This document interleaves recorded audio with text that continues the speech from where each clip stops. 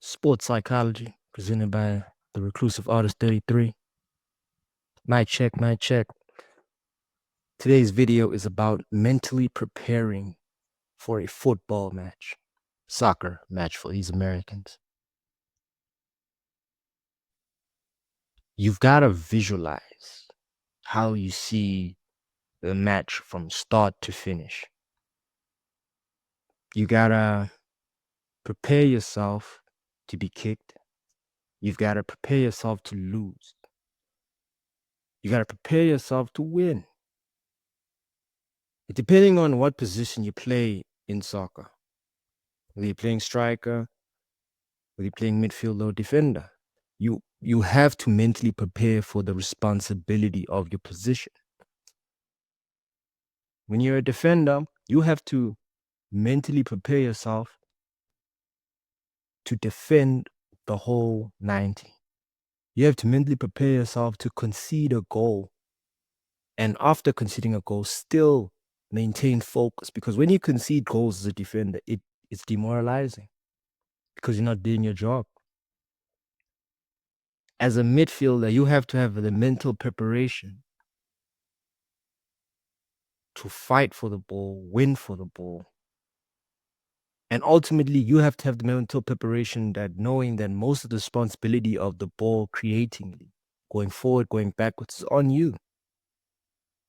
It's your responsibility to drive the ball forward. It's your responsibility to bring the ball backwards. It's your responsibility to switch play, ball control, hold up play. You have to make sure your passes are on point on the day. As a striker, you have to be mentally prepared to score goals. You have to tell yourself, if I'm in the right position, I'm scoring. And you have to tell yourself that if I don't score, or if I miss consecutive chances, I have to have the mental resilience to keep going. As a winger, you have to have the mental resiliency to go up and down on the flanks. When you have to defend, some of them have to defend. When you have to attack, some of them have to attack. You can't be walking as a winger. You got to have that mental preparation of crossing the ball inside, creating angles for the midfield so that they can pass you the ball. Because ultimately, the striker relies on the midfield and the wingers to score goals. So do you have the mental preparation to be on your shit on the day of match day, to deliver as a right wing or as a left winger? Another thing footballers have to mentally prepare for is the fitness, the physical aspect of it. Some players are carrying injuries playing. We know this. But it's the mental resiliency of, I got to play for the team. I have to get the 3 points. I have to get the win.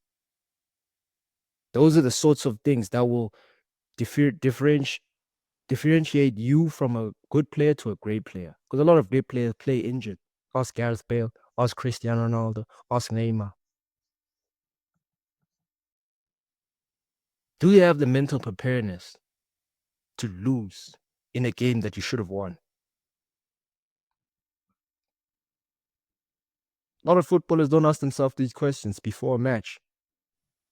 Do you have the mental preparedness to take a tackle that might end your whole entire career, shatter your dreams like that? Because that's the risk that footballers take when they play a football match.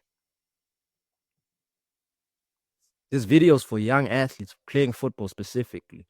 You have to be mentally prepared to go on that pitch and give it your all for 90 minutes. And when you're losing, the 90 minutes it feels like an eternity. It feels like forever. But do you have the mental preparedness and the resiliency to come back from a comeback, from a 2-0 deficit to 3-2? You see what I'm saying? You have to be mentally strong to be playing the sport. Period. Some players want to come into the sport for the fame and the glory and the success, the woman and the money. That's not what sport's about. Sport is about mental resiliency. It's always been. That's what I'm talking about. Goalkeepers, bro. The amount of times I've seen goalkeepers just mentally not ready from the changing room to the warm up. You can see the warm up, they're losing the ball, the grip of the ball. You don't understand how difficult it is being a goalkeeper in football. Mentally preparing yourself before a football match as a goalkeeper is way more important than the all other positions, because ultimately goals win you games. You're the decider of whether your team concedes goals or your team defends goals. Now, as a goalkeeper, you have to prepare yourself to take on the responsibility of you being the reason that you lost because of key errors.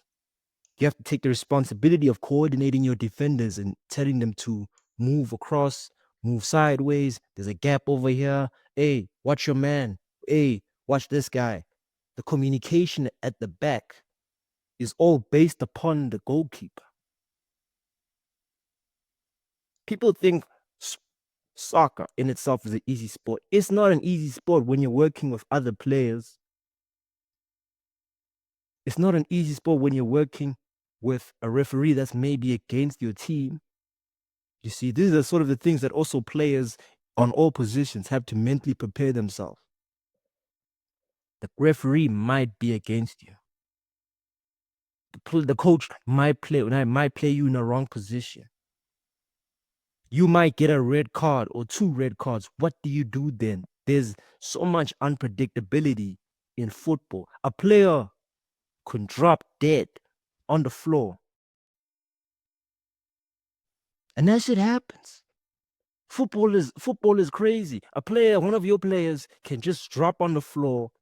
He's got maybe a cold or cardiac arrest because he wasn't supposed to be playing. These are the sort of things that goes on in your head before a game.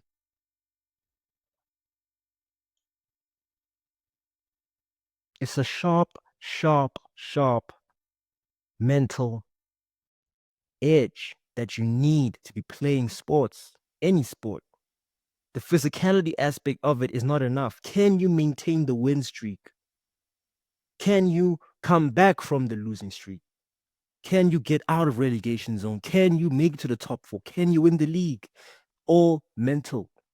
All mental. Like and subscribe. It's good karma. Until next time, this is the Reclusive Artist 33. I'm out.